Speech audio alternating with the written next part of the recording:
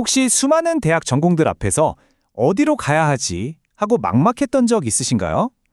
괜찮아요. 오늘 이 시간이 바로 여러분이 이 복잡한 공학의 세계를 탐험하고 나만의 길을 찾는데 아주 든든한 안내서가 되어줄 거예요.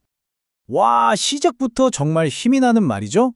고민하지 마. 세상엔 아주 넓어.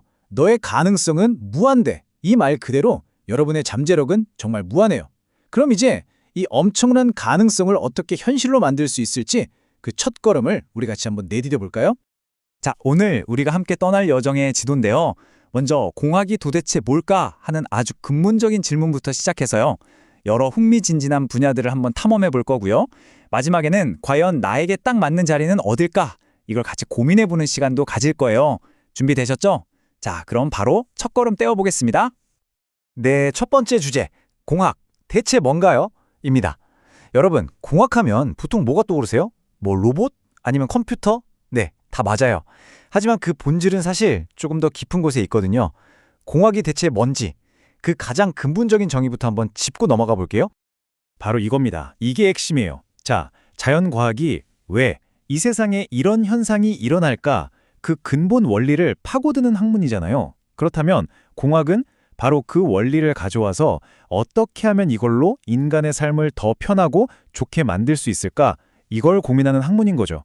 한마디로 과학 지식을 도구로 써서 우리 실생활의 문제를 해결하고 뭔가를 실제로 만들어내는 거예요. 자, 그럼 이제 공학이라는 이 넓은 대륙을 한번 탐험해 볼 시간입니다. 여기서는 주요 공학 분야들이라는 여러 지역들을 쭉 둘러보면서 이런 곳들이 있구나 하고 큰 그림을 한번 그려볼게요. 네, 이걸 뭐랄까, 공학이라는 거대한 나무에 아주 굵직한 가지들이라고 생각하시면 돼요. 건설, 교통, 기계, 전기전자, 와, 정말 다양하죠? 이 모든 게 사실 우리 삶이랑 아주 가깝게 연결되어 있거든요. 오늘은 이 많은 가지들 중에서도 가장 큰 두 축, 바로 우리가 사는 이 현실 공간을 만드는 분야, 그리고 눈에 보이지 않는 디지털 세상을 만드는 분야, 이 두 가지를 중심으로 한번 집중적으로 파헤쳐 보겠습니다. 자, 그럼 첫 번째로 탐험할 분야는 바로 우리가 발딛고 사는 이 세상을 직접 짓고 연결하는 학문들입니다. 혹시 여러분 길 가다가 멋진 건물이나 거대한 다리를 보면서 와, 저런 걸 내가 직접 한번 만들어 보면 어떨까? 이런 상상 해보신 적 있으세요? 만약 그런 생각을 한 번이라도 해보셨다면 지금부터 집중해 주세요. 바로 건축과 건설 분야가 여러분을 위한 곳일 수 있거든요. 도시의 스카이라인을 통째로 바꾸고 사람들이 살아가는 공간을 창조하는 일, 정말 매력적이지 않나요? 근데 여기서 건축학이랑 건축공학은 확실히 구분해야 해요. 이게 정말 중요하거든요. 자, 쉽게 말해서 건축학은 어떻게 하면 더 아름답고 의미 있는 건물을 디자인할까? 예술적인 측면에 가깝고요. 건축공학은 좋아, 이 멋진 디자인을 어떻게 하면 실제로 튼튼하고 안전하게 지을 수 있을까? 하는 과학기술적인 측면에 집중하는 거예요. 하나는 아트, 하나는 사이언스에 더 가깝다고 생각하면 이해하기 쉬울 거예요. 물론 이게 끝이 아니죠. 우리가 매일 이용하는 다리나 터널 같은 거대한 사회 기반 시설을 만드는 토목공학도 있고요. 또 도시 전체의 주택이나 교통 문제를 해결해서 어떻게 하면 더 살기 좋은 도시를 만들까 고민하는 도시공학도 바로 이 분야에 속한답니다. 좋습니다. 그럼 이제 눈에 보이는 세계에서 눈에 보이지 않는 세계로 한번 넘어가 볼까요? 바로 우리 삶에 훨씬 더 깊숙이 들어와 있는 디지털과 전자의 세계입니다. 여긴 혁신의 속도가 정말 어마어마한 곳이죠. 혹시 스마트폰을 뛰어넘는 다음 세대의 IT 기기 내가 한번 만들어 보고 싶다.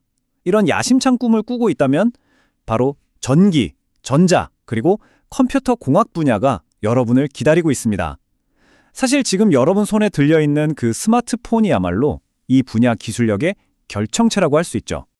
자, 이 스마트폰의 진화 과정을 보면요. 현대공학의 아주 중요한 키워드, 바로 융복합이 뭔지 딱 보여요.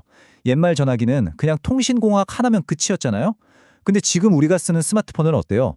통신, 컴퓨터, 소프트웨어, 카메라의 광학기술까지 정말 수많은 공학기술이 하나로 합쳐진 덩어리죠. 심지어 앞으로는 여기에 인공지능, 사물 인터넷은 기본이고 인문학이나 예술까지 더해질 거라고 해요. 이렇게 서로 전혀 다른 분야들이 만나서 완전히 새로운 가치를 만들어내는 것, 이게 바로 융복합의 무서운 힘입니다. 자, 이렇게 쭉 여러 분야들을 살펴봤는데 아마 마음속으로 이런 생각하실 거예요. 그래서 내가 과연 공대에 맞는 사람일까? 하는 고민이요.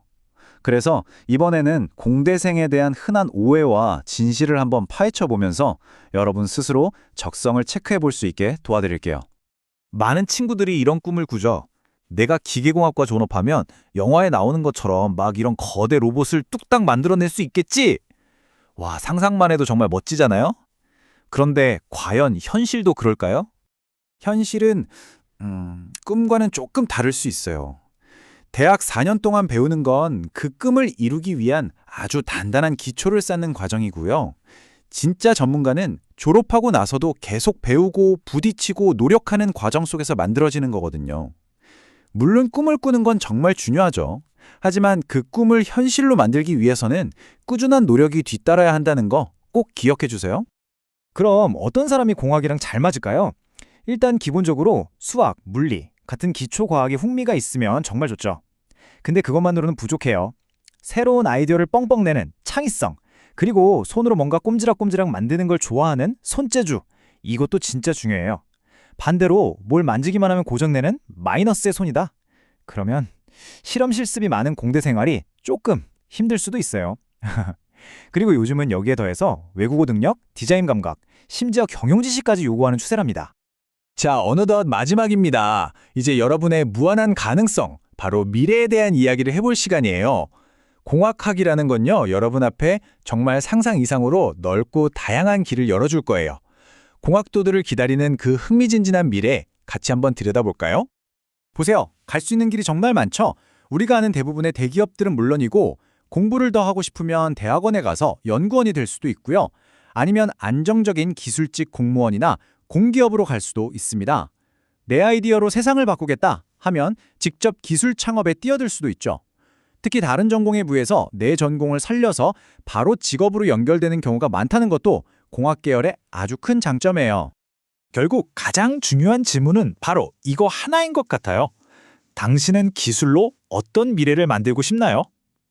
공학은요, 세상을 바꿀 수 있는 정말 강력한 도구거든요. 이 멋진 도구를 손에 쥐고 여러분은 어떤 문제를 해결하고 싶으세요? 어떤 세상을 만들고 싶으세요? 이 질문에 대한 답을 스스로 찾아가는 과정이 바로 여러분의 길을 찾는 진짜 첫걸음이 될 겁니다. 여러분의 무한한 가능성을 스스로 믿고 힘차게 나아가시길 응원하겠습니다.